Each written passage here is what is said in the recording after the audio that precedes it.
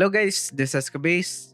It's actually June now, or in other words, Bride Month. So, without further ado, let's get started. Starting from June 12, we'll have a new Snap story event focusing on the sexual woman Yingsha or Union that is Mozzarella Cheese Game, which the title unironically makes her a LARPer. Anyways, again, Snap events are relatively smaller than the actual side events, but it's also more of a look into the daily lives of these characters. It also has an RNG based event shop and has some unique mechanics reading it. I recently did Yuki's Snap event in the last live stream I did, so high chance I'm doing Unions as well when it releases, and yeah. Now for the freebies. First, we'll have 2 login bonuses, and I love that we are consistently getting 2 every update, with the first being the June Bride login bonus. Once more, day 1 gives you 2,000 quartz immediately, and then for the next 10 days, gives you 1,500 quartz and 50 life stones for a total of 3,500 quartz and 50 life stones. Then the second one, which starts a week later on June 19th, will have the summer campaign countdown login bonus, where in 4 days of login, you can get 8 SS guaranteed recruitment scripts in total. To note, this is the weekly SS guaranteed scripts, so 8 is a free SS guaranteed memoria.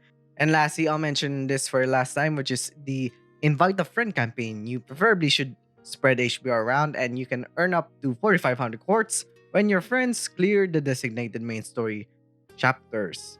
For the last time, here's my code because codes got reset after the update and I need the quartz. So for any new players, peace out. Thank you very much. Now for the gameplay side of things, first I'll mention this. The ASMR results are out for the EN server. Tojo wins. Congratulations to the vocal Tojo fandom that we have in this community. Anyways, next we'll have the next Astrium, number 7, Velocious Beast of the Grotesseries.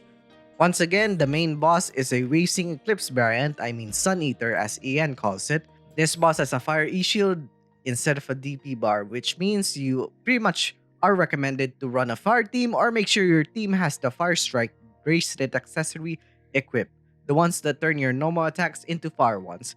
And with that, it's given that the boss is weak to fire attacks. And yeah. As always, with Astrarium, perfect time to experiment with AS, SS, and SSR memorias you haven't or barely used before, and use the planetary battles to do so. And next is the usual score attack, I mean challenge, number 43, Dyspnea in the Hellfire. As usual, here on screen are the multiplier conditions for the next 2 weeks. My tip for this boss is the same as the last time this boss was a score challenge boss. If you think the boss hits hard, bring a fielder of any other element besides fire to debuff his fire attacks. It's also a given, but don't recommend running the fire team against this guy. For Pencrit teams, a Kura Master skill Rice Field or a Demon General Mari with SS1 interjection would do. Now we get to the banners.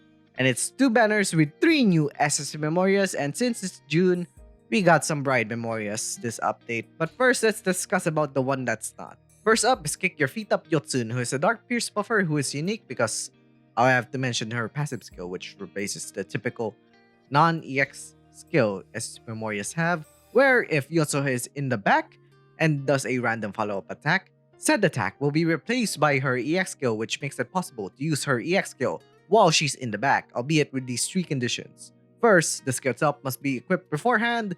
Number 2, SP cost and use requirements must be met. And lastly, skill change is only triggered once per action. Now, what the hell is her EX skill?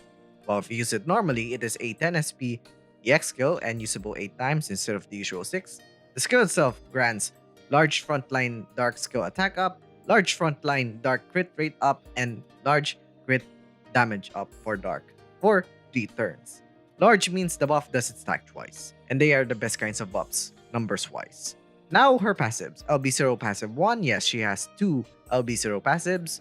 Anyways, gives her a 100% follow-up attack rate when other allies use less than or equal to 8 SP skills. So, no more randomness will happen with Yotsuha's follow-up attacks. And with this, you can give your team amazing dark buffs without using her manually, quote unquote. Her LB0 passive 2 gives 2 SP to your front line after using a follow-up attack. Now her LB1 passive, instead of the usual when in the front plus 1 SP per turn, it's when she's in the back plus 1 SP per turn.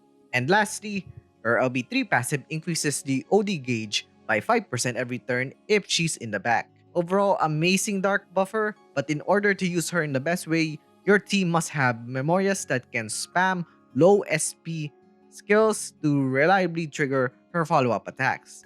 Now, feature-wise, her seeding is an alternative dark buffer, unfortunately, because the likes of Demon General Adele and Element Admiral Misorin have her buffs whilst giving more to the table. So, while this Yottsun is amazing on paper, she is not safe for the future. But this Yottsun banner specifically has a free pool per day, so don't forget that. Now for the brides. Azure Magnificence Union is a slash healer. Yes, she's a healer this time around. Now, her EX skill at 14 SP and 4 uses only delivers a big party DP recovery plus 5 SP to everyone, yes, including herself, but on first use only. And lastly, DP Revival Territory. Now, what the hell exactly is this? Well, this is essentially a regeneration field. If active, any ally that breaks at turn start, it instantly revives their DP and heals the whole party, specifically 50% of their total DP. Then her LB0 passive gives plus 7% party DP recovery every turn that revival territory is active. So yeah, in my opinion, great healer skill. Now her non-EX skill at 10 SP and usable 10 times only is a 4-hit 300% pen crit slash attack that recovers your frontline's DP based on 50% of the damage dealt. And lastly, her LB3 passive reduces her SP cost by 2 while Revival Territory is active.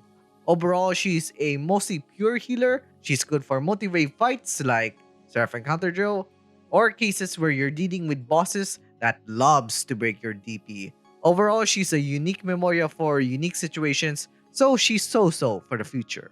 Now lastly is Colors of Happiness Irochi, who is a Thunder Pierce buffer, who is also a universal buffer if you fulfill her condition. Her EX skill at 13 SP gives a 5-turn large frontline crit rate and crit damage up and a 5-hit pierce attack. Now what's unique about this is like similar to her non-EX skill of her SS2, the element of both the buff and attack changes based on the active field in battle. For example, if you have a fire field active, you get fire crit rate and fire crit damage as well as a fire pierce attack, and so on and so forth. No field or neutral fields like Rice Field gives you the general buff and attack version. That is what I mean for her being a universal buffer. But at the end of the day, she is primarily a Thunder buffer as her non-EX skill at 14 SP usable 4 times only gives 3-turn large front Thunder skill attack up and deploys a large Thunder field if there's no Thunder field active. One thing to know is that she could also be a budget Dark buffer with her SS1 EX skill Introjection that can have her make a Dark field, and yeah. Now her passives. LB0 gives her plus 2 SP if an ally makes a field, and LB3 gives her Zone Up Eternal, which is basically makes her fields permanent and 15% stronger. She is a solid universal buffer and a great Thunder buffer to have, but while she's better overall than Yottsun earlier with her element, future Thunder Memorias such as Admiral Nanamine and Unison Megami bring more to the table, so she's also not safe for the future. From an elemental perspective, Yottsun is a dark buffer in low SP using dark themes, but her seeding is an alternative dark buffer.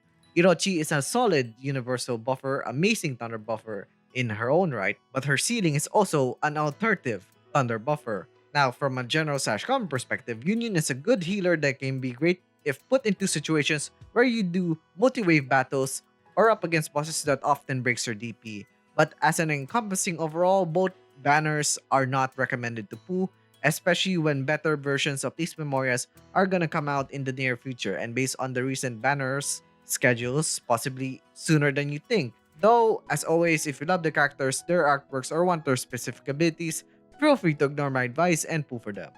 Now, the last banners I have to mention are the paid quartz exclusive June Bride Step Up Recruitment, the paid quartz exclusive Early Summer SS Guaranteed Recruitment, and lastly is the Thunder Element Featured Recruitment, which all three are, as always, skips. And the very last thing I have to mention here is the June Bride Premium Packs. This is for the whales out there. That's the end of the video, I guess. Please subscribe, hit the notification bell so you don't miss any of my videos. Share with your friend to watch his 3 star tier. So yeah, see you guys next time. Bye!